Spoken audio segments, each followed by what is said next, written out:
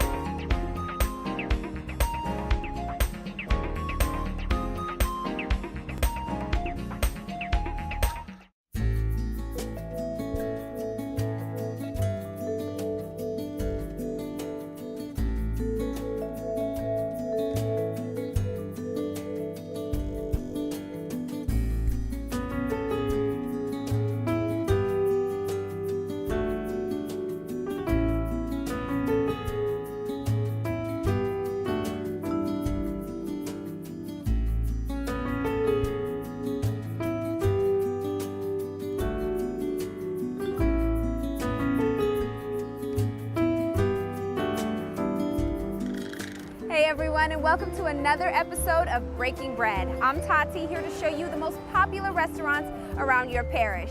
Now today we're going to be in beautiful Fort Greene, Brooklyn, all around Queen of All Saints Church. Now we've got a really busy schedule today. We're going to meet up with Monsignor Jamie and have a special guest on the show, Father Joe, the pastor of Queen of All Saints, and do a little coffee, cake, and conversation. So we've got a lot to cover in this beautiful neighborhood, so let's get started.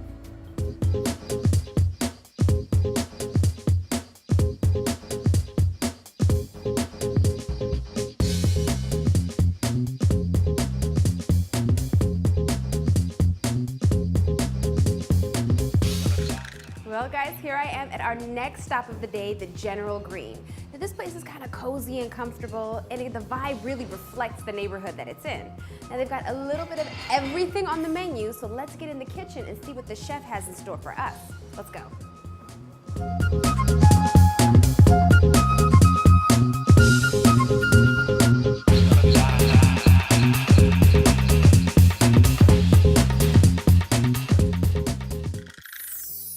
Okay guys, so here we are straight to the kitchen of the General Green, and look who I found, the executive chef, Traps. Thank you so much for having us. Very welcome. Now, you guys encourage and kind of specialize in family style dining.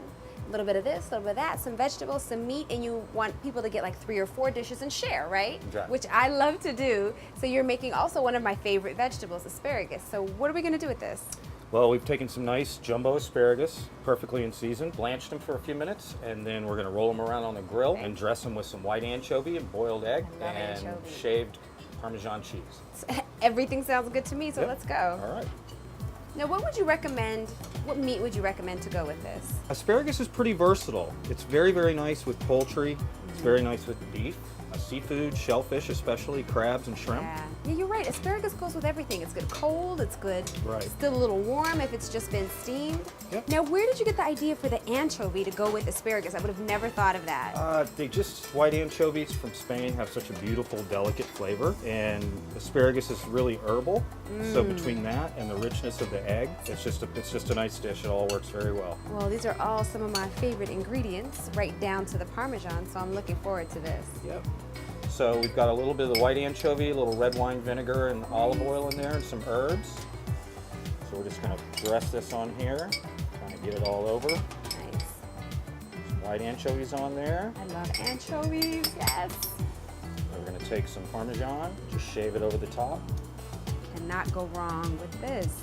Of course, ingredients I would have never think to put together, but they're all good individually and good in other stuff, right? Right. So here you guys go. Jumbo asparagus with boiled egg, white anchovies, and shaved Parmesan. So I know you're gonna make me a few more things to go with this, so I'm gonna go out there and wait for you, and I'll try not to finish all the asparagus before you're done. Okay, I'll see you in a Thank minute.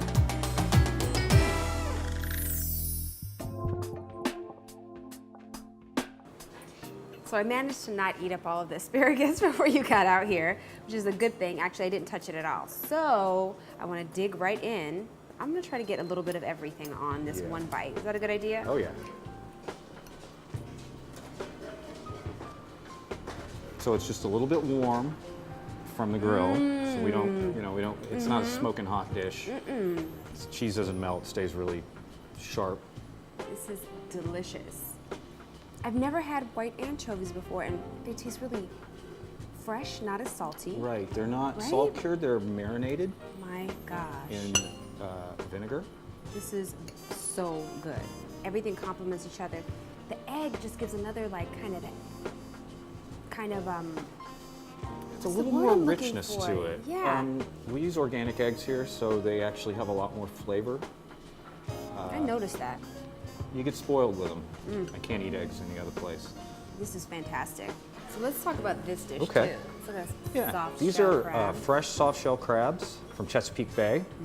When the moon gets full in May, the crabs start to molt, so they shed their hard shells and they're soft. So when you cook them like this, you can eat the whole thing.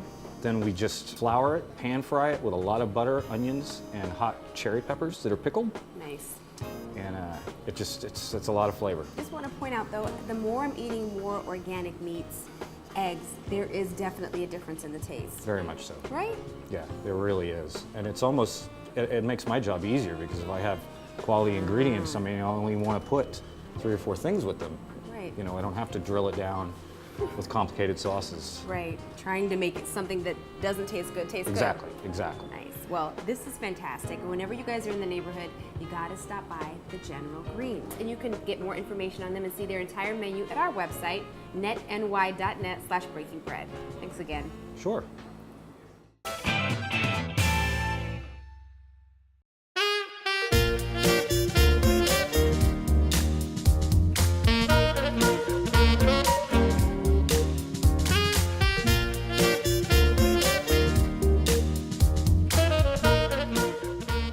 Well, Tati, how do you like walking around Fort Greene? I love it. You know, this is a great neighborhood and it's come a long way, hasn't it? It is a hot spot. Yeah. In fact, this was the center of the church in Brooklyn for many years. Is that right? Yes, the chancery is right up the block. Okay. The bishop lives over here, and it's really always been the hub. Right, and we've got St. Joseph's College right across the street. That's true, and there Yeah. are a lot of great restaurants around here. Lots of them. Now, this one you picked, so I know it's Yes. good. Graciella's, I've been coming here for about 10 years. When I used to go to the chancery for meetings or to meet some priests, we would come here for lunch or an early dinner. Okay, well, you know what my theory is. If a lot of priests eat here, it's got to be good. You got it. Let's get it here.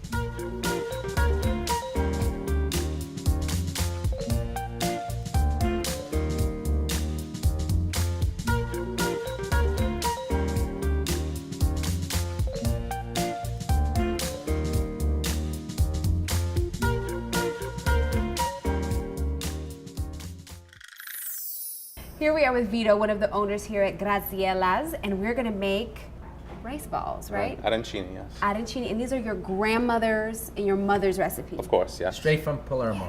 Straight from Sicily. Palermo, yes it is. You know, I have this theory. Anything that someone's grandmother or mother made is usually really good. It is. You got to be in it to win it. And So. rice balls next to meatballs, they're the best. All right. So All right. what ingredients are we working with first? Okay, first we're going to start with some saffron infused rice. All right. This is a boreal rice. Risotto. Risotto, exactly. Then we have some ragu, some beef ragu, like a bolognese, so they call it. Some fresh mozzarella, some peas, and Parmesan cheese. Shall we Yes. get going? Yes, absolutely. I guess we'll work together and we'll Okay. make a rice ball each, okay? Let's do it. Okay, just grab yourself some rice. It's gonna be a little messy, but almost make it just like a little hole, like a little dent on the bottom. Right. Kind of like a little cup. Yes. We'll hold the exactly. other ingredients. Try to make it round as possible. You know, I never get exactly the whole round thing going on. I usually get an oval kind of Who situation. said, nobody said happening. that they were going to be round. Okay. Just remember that. We can start with the ragu. We can just grab a little bit of ragu. Just put it around the top. Okay. A little bit of a meat shark. Okay, we get some Parmesan cheese. Let's throw some Parmesan cheese in there. Let's incorporate some peas. Peas for a little color and a little And texture as taste. you're eating. Exactly. And Touching. last but not least, the fresh mozzarella. Nice. And I guess we could just grab some more risotto and just cover it up. on top. It's almost like making a snowball. Right. Almost the same concept. Okay, I'm kind of feeling myself. Look at that. Nice. Sometimes you're gonna have some of Which the is way ragu bigger. on the outside or Right, the right. peas. Yeah. That doesn't matter really. Okay, now we go to the traditional battering: flour, Okay. egg, and breadcrumb. Let's do it. Now the flour kind of creates like a wall Right. to separate the oil and Yes. when you're heating it, keeps course. the heat in and the oil out. And also doesn't break down the risotto into Right. little Exactly. pieces. Okay. Let's put that Roll it flour on. around in here. At this point, we could just throw them all in the egg. All right. Boop. Mhm. Cover it all up, all the sides. Like you said, there's nothing like using your hands. There we go. There's 1, 2. There we go.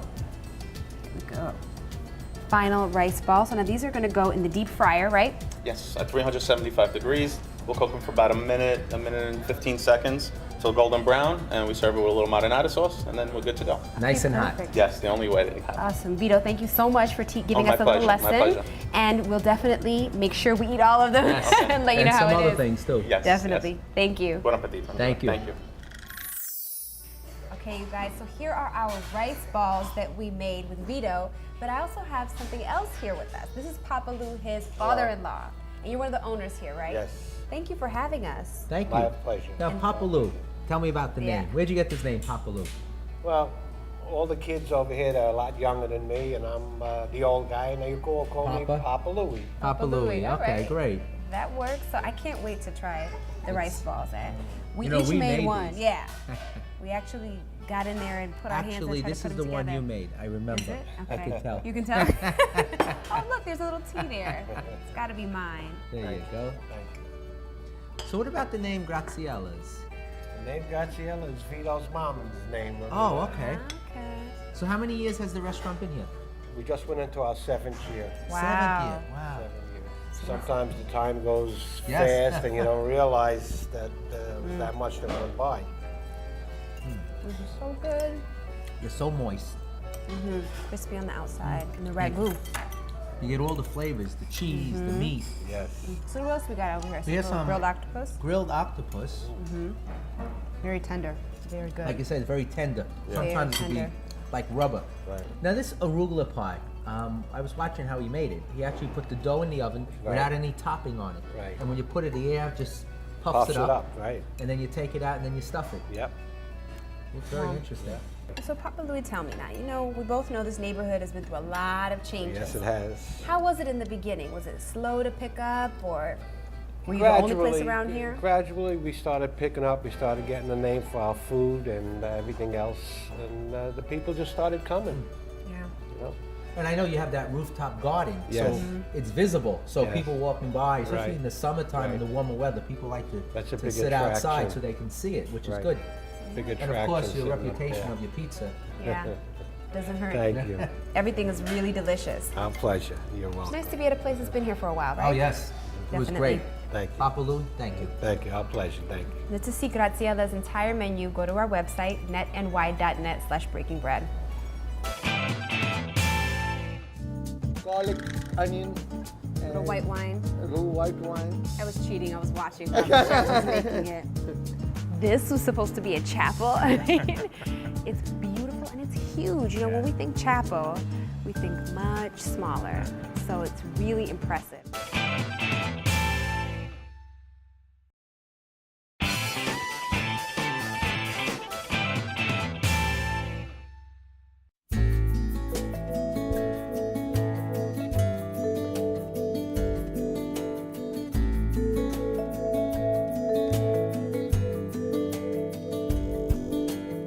Welcome back to Breaking Bread, everyone. So we're still here at Graziella's in Fort Greene, and we managed to get Father Joe, the pastor of Queen of All Saints, to come and join us for a little coffee, cake, and conversation. So this is the time of our show when we sit back, have a little coffee, a little something sweet, and have a little faith talk. It's my favorite part of the show. So first of all, Father Joe, thank you for coming to join us. Thank you for being here. Yes.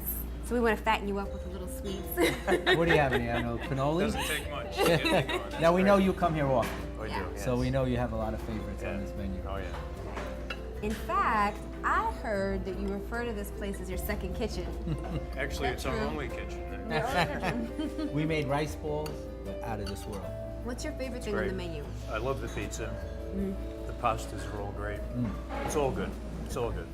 So let's talk about your parish a little bit. How long has it been in the neighborhood? I know there's some really interesting history. Queen of All Saints Church now is here for 100 years. You're celebrating the anniversary this year, the We centennial? are, yeah. The cornerstone date was May of 1911, so it's just 100 years ago. The dedication date was November of 1913, so we have 2 years of parties and celebrations to go through. And the parish actually precedes the church. Before the church was built, the parish was built around St. John's Chapel, which is located where Bishop Lachlan is now. So that goes back about 100 and over 130 years for the parish itself. Now, is it true they were going to build a cathedral in the diocese?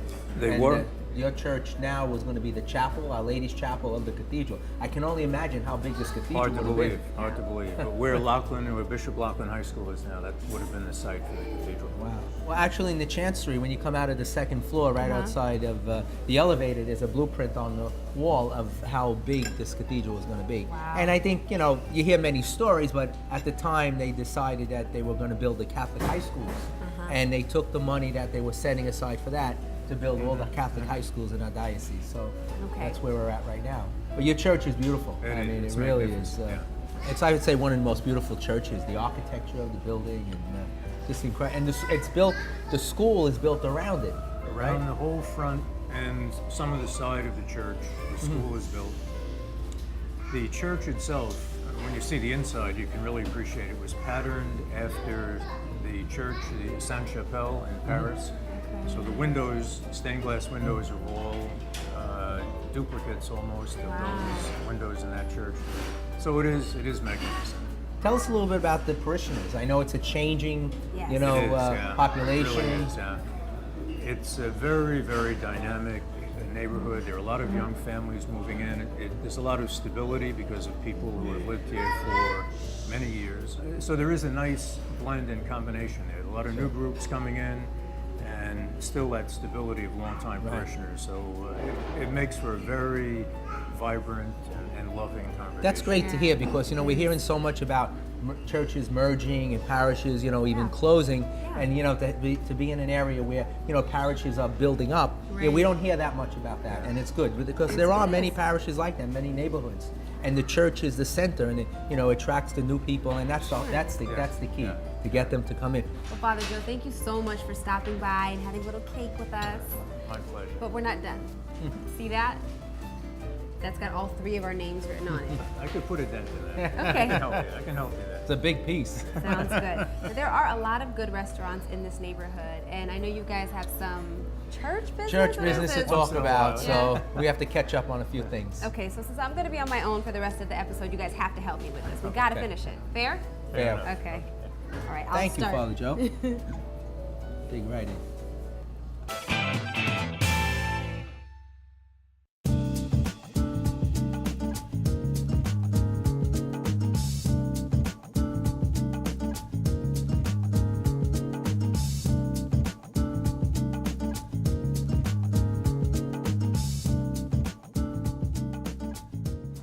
Tati, welcome back to Madiba.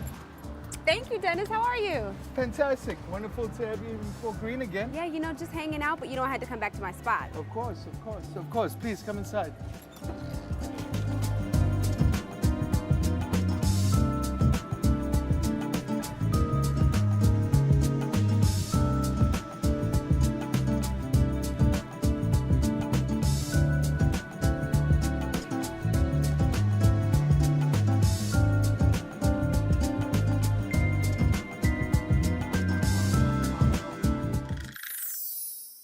So this is Dennis, the brother of the owner of Madiba. And first of all, thank you for having us here and letting us kind of crash your place. What a pleasure to have you guys here. Now, we've got a few different dishes going on here. So let's get right into the food. So what is this deliciousness in front of me?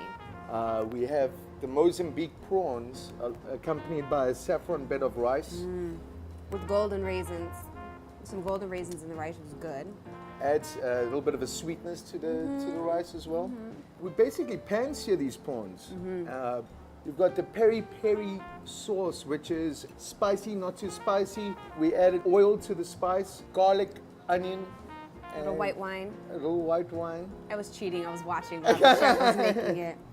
You get 3 of them pan-seared, split down the middle, and give or take 15 minutes to prepare this beautiful dish.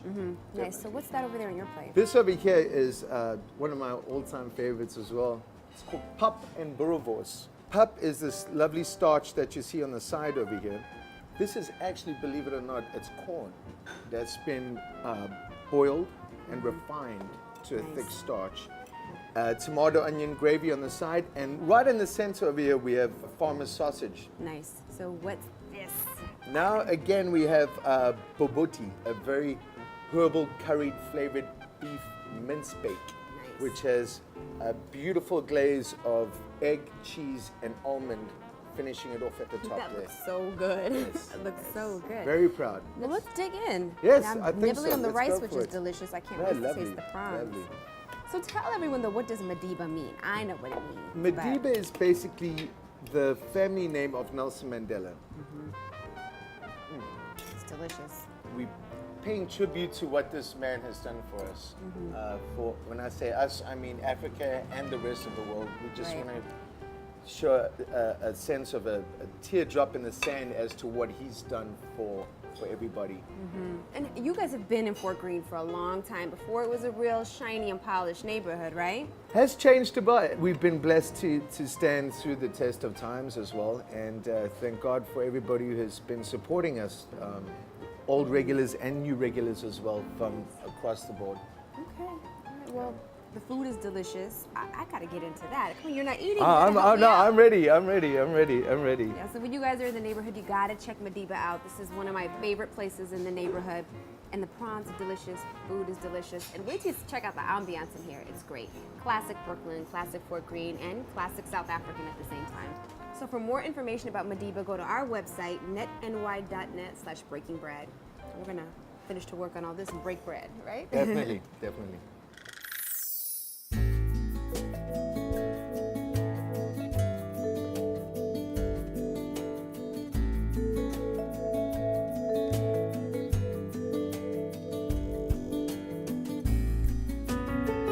So I decided to end this episode back here at Queen of All Saints, and I asked Father Joe to give me a tour. So thank you, first of all. But the first thing I said when I walked in here was, this was supposed to be a chapel. I mean, it's beautiful and it's huge. You know, when we think chapel, we think much smaller. So it's really impressive, and I can't imagine what the cathedral would have been like. Yeah. Tell me, you know, we've got beautiful architecture going on, a lot of beauty, just visual beauty. Tell me about the best time of day to come in here, because we did talk about this just a little bit. For me, I think in the morning, about 8 o'clock or 8:30, when the sun is coming up, and you can really, on the east side here, appreciate the beauty of these windows when you get the fullness of the sunlight. It's just, it's magnificent. I mean, it's beautiful now. I can only imagine what it's like in the morning. But now, why don't we explain to everyone what it means and who is, first of all, the Queen of All Saints, and what does that mean?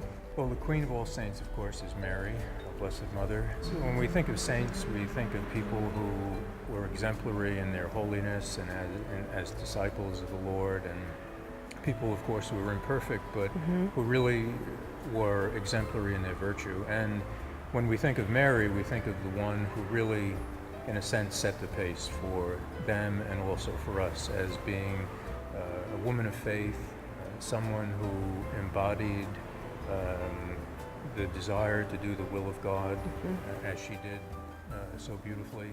And as Queen of All Saints, she's a model and an example for all of us. Yeah, so now we know what the name means to go with the church. And while you're enjoying the beauty, you can also enjoy the meaning behind it as well. So you gotta come by and visit Queen of All Saints when you're in the neighborhood. And to check out more about our show, go to netny.net/breakingbread. Now, Father Joe, how about you give me a quiz on all the Bible stories in the stained glass? Sure. All right. Let's start from the beginning. You're gonna make it easy on me? Yep. Okay, fair enough.